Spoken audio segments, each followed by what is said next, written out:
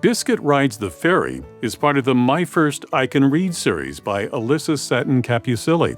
Ahead, we'll learn about this latest book in the Biscuit Series, which has sold over 54 million copies worldwide. Hi, I'm Dan Skinner, and welcome to the Kids Bookshelf. Alyssa Satin Capucilli is the award-winning and New York Times best-selling author of more than 150 books for children. In addition to the Biscuit series, Alyssa is the author of the Katy Duck series and the nonfiction My First Experiences series, and many more. Alyssa, welcome to the Kids Bookshelf. Thank you so much. I'm so happy to be here today. Well, take us back to the beginning. What was the inspiration for Biscuit? The main inspiration was my daughter was babysitting for our neighbor's very large dog, and she wanted the dog to sleep at our home. And because I am a puppy lover, of course, I said, yes, let's do it. But sleepovers are kind of exciting, and the dog would not go to sleep. So my daughter brought the dog a bowl of water, a bedtime snack, a blanket, a doll. She even tried to read to that big dog. And as I watched her, I realized she thought the dog understood every word she was saying. And it made me think of my own childhood bedroom when I pored over Beverly Cleary's Henry and Ribsy over and over again, because he was a dog lover, much like I was. So those two moments kind of made a confluence, a coming together. And that was actually the impetus for the very first Biscuit story. That was the beginning of what is now a very successful series, and I'll talk more about that in just a moment. These are designed for early readers, so for what ages is it intended? We usually say that an early reader can be anywhere from roughly 4 to 7, but the Biscuit books are really based on stories. And so I believe we start that at age 0. And they can be read for as long as a child is really interested in that character. That is one thing about the Biscuit books, I will say, is that they do really resonate with a very broad audience. And not only do we have this reading component, but we also have board books and novelty books and lift the flap books. So there really is a Biscuit story for every reader. Well, before we learn more about this series, could you read just a portion of this latest book, Biscuit Rides the Ferry, for us? I'd be happy to. Biscuit Rides the Ferry is a first experience for Biscuit. He's going to go on a beautiful ferry ride with the little girl who takes such good care of him and the family. So let me read just a few moments for you. Are you ready, Biscuit?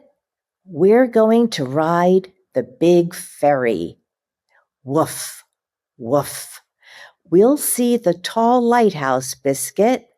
We'll see lots more, too. Woof. Toot, toot. Woof. That's the ferry's horn. Off we go. The sea is filled with boats and ships, Biscuits. Woof, woof, quack, quack, and lots of ducks, too. Woof. What do you see, Biscuit? Caw, caw.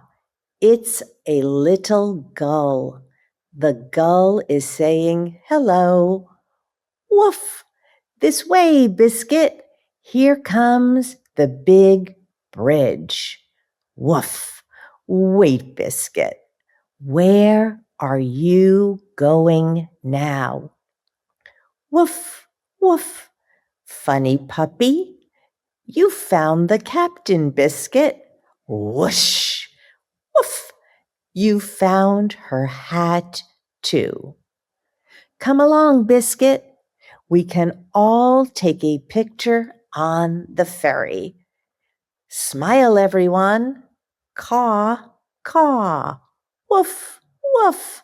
Silly puppy. Stay with me, Biscuit. This is a big, busy ferry. Woof, Woof! Oh, Biscuit, what do you see now? Well, Biscuit goes on to find a pod of dolphins. He rides past the tall lighthouse. The sun is setting. The salty breeze is blowing. The lighthouse is shining its light. Woof! Sleepy puppy, this is a ferry ride we will all remember. Toot, toot, caw, caw, woof. And much like every Biscuit story, no matter what the setting, Biscuit typically finds a friend to make on that ferry. Now, there are over 100 books now in this Biscuit series. Tell us a bit about your philosophy and sort of your mission that's guided this series. When I wrote the first book about Biscuit, I wrote it as a singular book. I had no idea it would go on to launch HarperCollins, my first I Can Read series. I began to get letters in the mail immediately that said Biscuit was the first book readers were reading all by themselves. So that actually set me on a mission to create a library for those readers. And I think when we empower children to read, they can explore and enter myriad worlds and go on a journey with that character. So while my mission was how wonderful that kids are reading with this series, I wanted them to say, after closing the cover of the book, this is fun. I want to read it again. And most importantly, when you have that many books in a series, you want to make sure that the world your reader comes back to is consistent. So it is always a world that is gentle, that is kind, that is fun, a little bit silly, of course, and a world that our readers can navigate new experiences through, new feelings through. And Biscuit really does take many, many readers on that particular journey, whether it's visiting a big city for the first time, seeing a moment of what farm life looks like, actually, bringing a new baby into that house. Sometimes the way Biscuit reacts or another character in the story reacts very much echoes or shares the feelings of our reader. The books also, to me, or at least based on this one book that I have read, have a certain timeless quality to them. Was that a conscious choice as well? I think it wasn't conscious, but I do think I love the world of early childhood because it is indeed filled with so many celebrations. You know, we celebrate first smiles, first steps, first readers. These are all things that are timeless. We have kept the world simple, uncluttered. Pat Schories, the illustrator who I've worked with for all of these years, and I both have a very similar philosophy about early childhood. It's unhurried. And one more kiss, one more hug, unconditional love is always the rule. So I hope that is timeless indeed. What do you enjoy about writing for this age group? I love that they are being launched into a world that will take them on so many wonderful adventures. I love that children of this age have such a fluid imagination that they very easily go between our everyday world and the imagined world, excuse me, so that much as I envision myself in Henry and Ribsy's world and related to that character and feelings, I hope Biscuit does the same for many, many readers.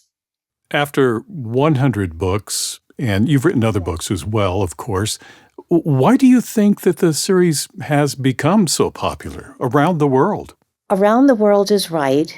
And it's really inexplicable. It's a pinch me moment when I meet readers and I meet parents and grandparents and educators, and I now step into a classroom and a teacher hands me their childhood book to sign that they have grown up with. I mean, it's really hard to articulate what that feels like. I just think the reading component of it works. It unlocks doors for many, many, many readers. And I think that there is a very consistent, loving character that kind of models things that I hope are important to us all. You know, Biscuit finds a lost duckling at the pond and brings that duckling home. That feels good. He might help a neighbor feed a pet. And that little moment of responsibility and of saying, I might be small, but my actions have meaning. I think those are all important things for most of us. And although I don't necessarily set out to design a story that way, I always go to my story first. I think to have that underlying feeling and just being part of this whole wonderful fabric that we call our humanity and being good citizens of the world. I think people feel that when they read a Biscuit book. And when that cover closes, people often tell me there's almost like a sigh feeling like, yes, we're here, we've read it, we've done it again. And it's a wonderful thing. Honestly, as I said, I do pinch myself. Well, Biscuit Rides the Ferry is just one of several books that will be coming out in 2026. What can you tell us about the other books that will be coming out this year? Yes, in honor of our 30th celebration this year, HarperCollins is really putting out a lovely list of Biscuit books. We have The Ferry is our newest.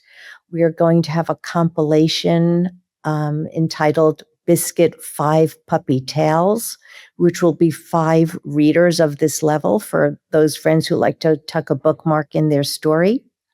Biscuit will also spend a day in the woods, exploring, hiking, getting close to nature, one of my favorite things. We will also have a shaped Biscuit book in the shape of Biscuit, actually, which will be great for our youngest hands and readers. And we will have a touch and feel holiday title as well, Biscuit's Hanukkah Pet and Play. So that should be a lot of fun. Well, this book is Biscuit Rides the Ferry by Alyssa Satin Capucilli. Alyssa, thank you for talking with me today. Oh, it was a true pleasure. Thank you so much for having me. I so enjoyed it. If you'd like to purchase Biscuit Rides the Ferry, I've placed a link for you in the description below. If you enjoyed this conversation, please subscribe, like, and click on the bell so you know when I post new interviews. Meanwhile, here are 2 more books you might find interesting. Well, thank you for watching this edition of the Kids Bookshelf. I'm Dan Skinner.